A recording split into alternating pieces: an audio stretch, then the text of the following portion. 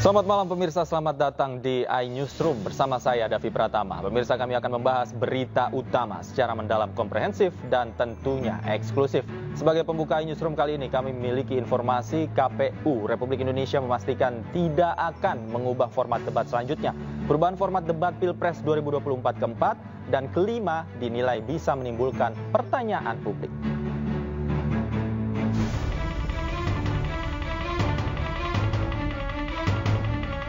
Ketua Komisi Pemilihan Umum Hashim Ashari menegaskan tidak akan mengubah format debat keempat dan kelima Pilpres 2024. Menurut Hashim, format debat sudah disepakati sebelumnya oleh tim pasangan calon dan juga televisi penyelenggara.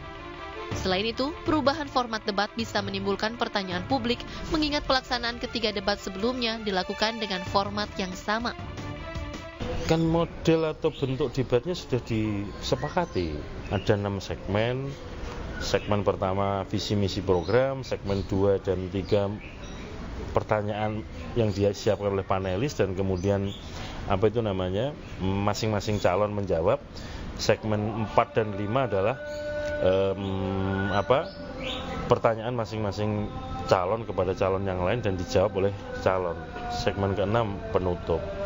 Jadi memang modelnya seperti itu. 4 dan 5 pun akan begitu, debat ke-4 dan ke-5 pun akan begitu.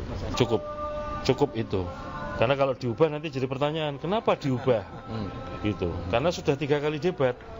Kenapa polanya diubah? Gitu. Jadi kalau sudah jadi pola, sudah ada pakemnya ya kita ikuti. Kalau ada perubahan pasti menimbulkan pertanyaan berikutnya. Sementara itu, calon wakil presiden nomor urut 3, Mahfud MD, tidak sepakat atas penilaian adanya serangan personal saat debat ketiga kemarin. Mahfud menilai bahwa pertanyaan yang diajukan kepada Prabowo Subianto bukan bersifat rahasia negara. Ya sudah berjalan kan, selesai, silahkan dinilai aja. Media juga sudah menilai, pengamat sudah menilai. Saya kira itulah kalau penilaian presiden. Kalau saya sih enggak. Misalnya rahasia negara, apa rahasia negara yang harus dibongkar? Enggak ada kan rahasia negara yang dirahasiakan. Kalau rahasia negara itu misalnya intelijen, strategi penyerangan, peta. Ini kalau bicara soal anggaran, kok anggarannya segitu, gitu.